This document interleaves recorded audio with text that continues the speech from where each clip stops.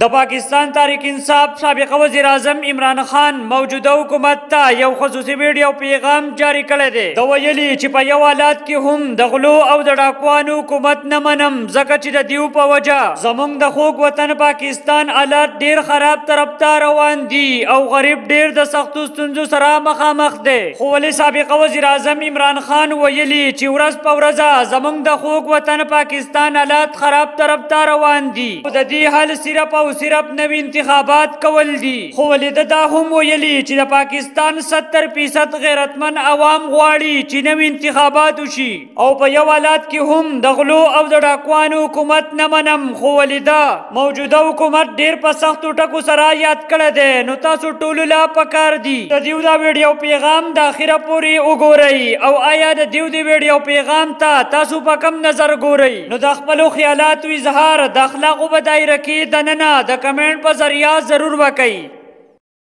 ساری قوم ایک پیغام دے رہی تھی کہ ہم ان چوروں کے ٹولے کو ہم نہیں قبول کرتے، یہ امپورٹڈ حکومت نامنظور ہے.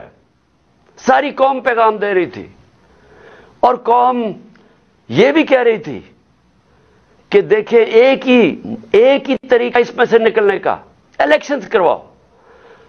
سروے کے مطابق 70% پاکستانیوں نے آج 70% پاکستانی کہتے ہیں کہ ملک کا مسائل کا حل الیکشنز ہے، صاف اور شفاف الیکشنز. لیکن ایک آدمی،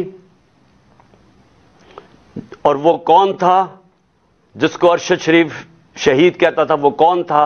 وہ ایک آدمی وہ فیصلہ کر بیٹھا تھا کہ جناب میں نے اس پارٹی کو ختم کرنا ہے، عمران خان کو ختم کرنا ہے، ڈسکوالیفائی کسی طرح کرنا ہے، کیسز کرنے ہیں، میری پارٹی کے اوپر کیسز کرنے ہیں، میرے لوگوں کے اوپر. جو شہباز گل سے کیا گیا، جو اعظم سواتی سے کیا گیا، جو جمیل فاروقی، جو ارشد شریف جیسے لوگ جو یہ سمجھتے تھے کہ ہماری حمایتی ہیں یا وہ ہمارے لیے لکھ رہے ہیں یا ہمارے لیے بول رہے ہیں، ان سب پہ تشدد کیا گیا. سوشل میڈیا کے لوگوں کے اوپر جو کیا گیا، ظلم کیا گیا. اور پھر مجھے آخر میں پلان بنایا گیا کہ مجھے راستے سے ہٹایا جائے. جب پتہ چلا کہ کوئی کیس بھی کام نہیں کر رہا، الیکشنز دھاندلی کے باوجود بھی ہم جیت رہے ہیں، تو پھر فیصلہ کیا گیا کہ مجھے مار کے راستے سے ہٹایا جائے. تو میرے پاکستانیوں، آج جو ہمارا ملک جس طرف کھڑا ہے، میں آپ کو صرف آخر میں 2-3 چیزیں بتانا چاہتا ہوں. ایک کہ معیشت جدھر کھڑی ہے، پاکستان کی ایکسپورٹس گر رہی ہیں. ہمارے دور میں ریکارڈ تھی. پاکستان جو باہر سے پیسے ڈالرز بھیجتے تھے، ریمیٹنسز بیرون ملک پاکستانی، وہ گر رہے ہیں. پاکستان کی جو ٹیکس کلیکشن ہے وہ کم ہوتی جا رہی ہے، جو ریکارڈ تھی ہمارے دور میں. پاکستان کی انڈسٹری، اور انڈسٹری اٹھانا اتنے سالوں کے بعد ہماری انڈسٹری اوپر آ رہی تھی، اور یہ کرونا کے باوجود انڈسٹری اوپر آ رہی تھی. اصل تو نوکریاں انڈسٹری دیتی ہے، اصل تو ایک قوم کی دولت کے اندر اضافہ انڈسٹریز دیتی ہیں. اصل ہماری جو ایکسپورٹس بڑی ہیں وہ ٹیکسٹائل انڈسٹری کی وجہ سے بڑی ہے. تو ہماری انڈسٹری بڑھ رہی تھی. آج ہماری انڈسٹری زیرو سے نیچے چلی گئی ہے. آج فیکٹریاں بند ہو رہی ہیں، آج مزدور بے روزگار ہو رہے ہیں. آج جب آپ کی ایکسپورٹس اور ریمیٹنسز جب گرنی شروع ہوتی ہیں تو ڈالر کم آ رہے ہیں، لیکن ڈالر کے قرضے بڑھتے جا رہے ہیں.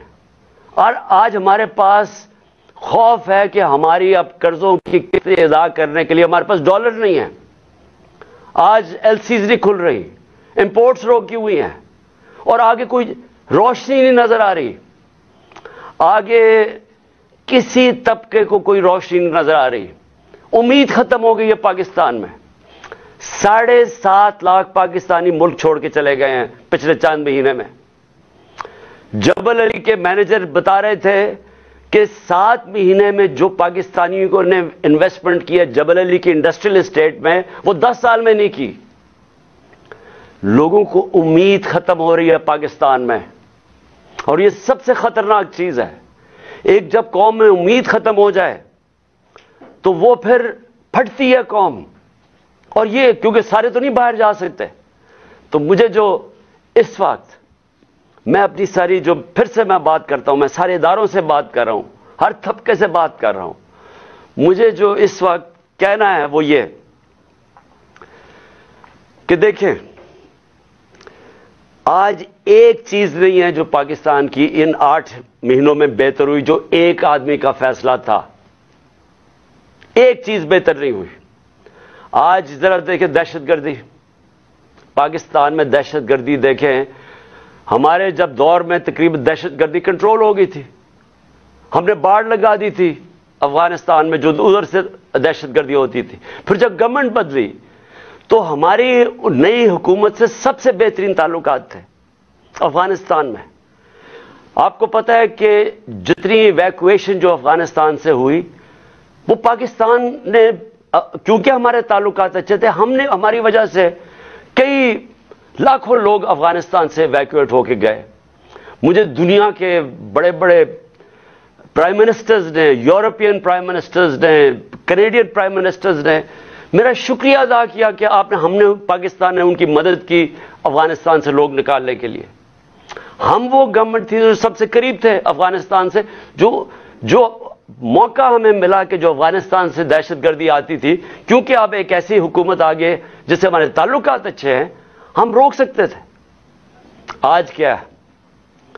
آج دہشت گردی جو بڑھتی جا رہی ہے، پہلے ملاکنڈ کے اندر، وزیرستان کے بارڈر ایریاز پہ، پھر یہ جو بنو میں ہوا ہے.